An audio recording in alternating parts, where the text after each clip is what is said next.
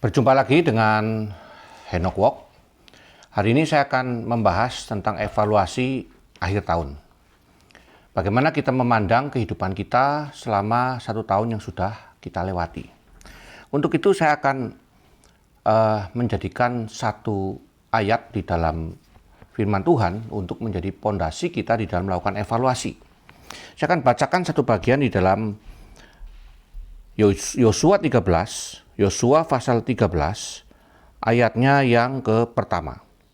Setelah Yosua menjadi tua dan lanjut umurnya, berfirmanlah Tuhan kepadanya, "Engkau telah tua dan lanjut umur, dan dari negeri ini masih amat banyak yang belum diduduki." Menarik sekali, biasanya orang membuat satu evaluasi itu berdasarkan rencana yang kita buat di dalam awal tahun. Lalu kita akan menyatakan bahwa itu berhasil atau tidak berhasil. Tetapi kalau kita membaca hari ini, evaluasi yang dilakukan oleh Tuhan kepada Yosua bukanlah evaluasi tentang target dan rencana Yosua dalam kehidupannya sampai hari tuanya, tetapi target yang Tuhan tetapkan di dalam kehidupan Yosua. Dia tidak memuji, "Oh, engkau sudah melayani aku sejak engkau muda, ikut Musa." Karena pada waktu firman itu diberikan, Yosua berumur 110 tahun. Sementara mereka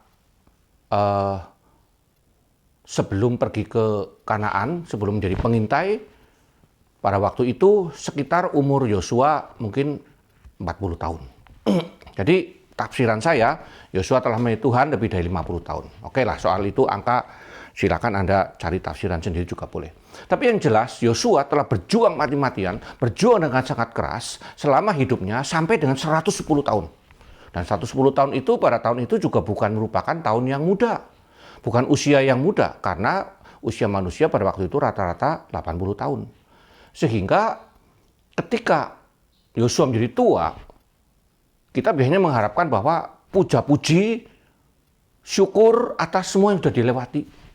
Ya, setuju. Evaluasi terhadap apa yang sudah kita lewati, kita bersyukur kepada Tuhan. Tapi jangan lupa ada satu evaluasi terhadap apa yang belum kita capai. Biasanya kita mengevaluasi apa yang sudah kita capai berdasarkan target kita dan rencana kita. Lalu kita membuat janji tahun depan akan begini, begitu, dan sebagainya. Tapi hari ini saya ingatkan kepada setiap kita bahwa hidup ini mandat. Manusia bertanggung jawab kepada Tuhan terhadap seluruh mandat dan amanat yang diberikan oleh Tuhan kepada manusia.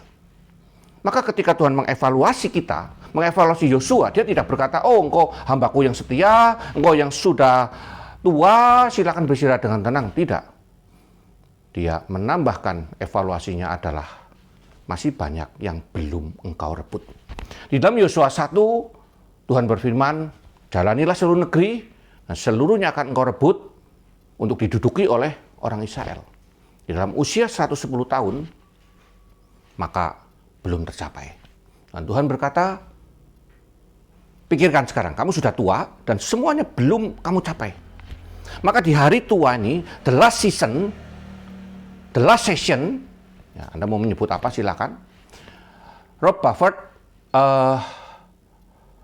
menjelaskan bahwa dalam bukunya Halftime, kalau nggak salah menyebutnya dengan Buford.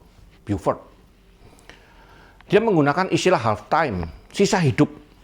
Sisa hidup seakan-akan diberikan kepada orang yang sudah tua. Padahal kita nggak pernah tahu berapa lama lagi kita hidup. Maka bagi saya setiap saat adalah sisa hidup berikutnya adalah halftime. Halftime dipakai dalam pertandingan bola atau pertandingan apapun untuk mengevaluasi halftime sebelumnya, lalu kemudian bagaimana halftime berikutnya. Jadi itu evaluasi pertengahan itu.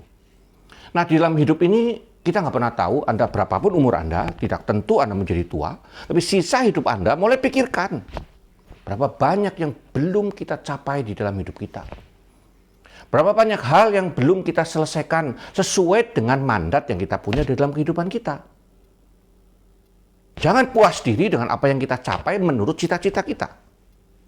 Tapi mulai bandingkan pencapaian kita dengan mandat atau tugas yang Tuhan berikan di dalam kehidupan kita. Karena panggung dunia ini bukan panggung kita. Dunia adalah panggung kemuliaan Allah yang harus dipancarkan melalui kita semua umatnya. Karena manusia diciptakan untuk memancarkan kemuliaan Allah. Mengelola bumi ini, memenuhi bumi ini dengan kemuliaan Allah.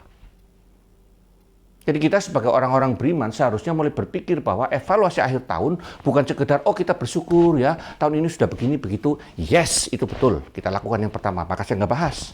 Tapi yang sering kali diabaikan adalah mulai mengevaluasi ke depan berapa banyak yang belum saya selesaikan. Maka Yosua di hari tuanya kemudian dia segera sadar, dia mengambil keputusan strategis, dia berkata saya sebentar lagi akan mati. Dibagilah seluruh Kanaan untuk kemudian mulai direbut satu persatu. Tidak tahu berapa lama lagi kita hidup, buat keputusan-keputusan strategis yang berkaitan dengan rencana Allah di dalam hidupmu. Bukan rencanamu di dalam hidupmu, tapi rencana Allah di dalam hidupmu masing-masing. Jangan puas dengan apa yang sudah kita lakukan, karena mungkin yang kita lakukan sama sekali belum memenuhi kehendak Allah di dalam kehidupan kita. Bapak Ibu sekalian, akhir tahun seharusnya tidak dipakai untuk bermabuk-mabukan, berbuat dosa, tetapi dipakai oleh kita untuk mengevaluasi apa yang sudah aku capai selama hidup ini sesuai kehendak Tuhan dan berapa sisanya yang belum. Gunakan waktu yang ada. Jangan berharap terlalu banyak. Nanti saya akan bahas dalam sesi berikut tentang ramalan saya tentang masa depan. Anda boleh ikuti di dalam video yang berikutnya akan saya juga buat.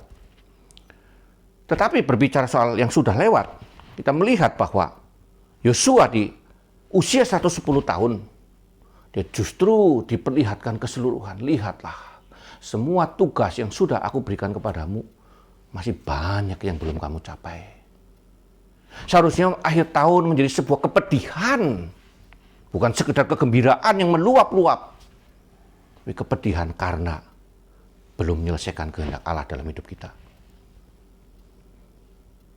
Apakah kita sebagai orang beriman sudah menyerahkan hidup keseluruhan untuk kemuliaan Tuhan? Atau selama ini hidup Anda setahun ini dipakai untuk memuaskan diri sendiri yang tidak pernah puas? Berapapun yang kita capai, tidak pernah membuat kita puas. Ketika Anda mendaki ke puncak gunung, kau hanya akan menemukan di sana pun tidak ada apa-apa. Ya, kepuasan perjuangan aja. Tapi kau akan sendiri di sana. Seluruh sukses manusia adalah kesia-siaan jika itu didasarkan kepada kepentingan diri kita.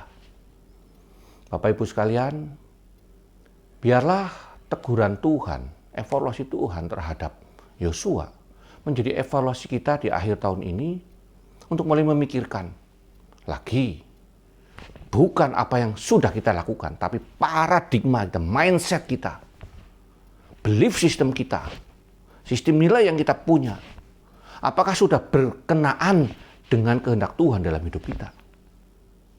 Karena hari ini nasibmu ditentukan oleh apa yang sudah engkau lakukan sebelumnya.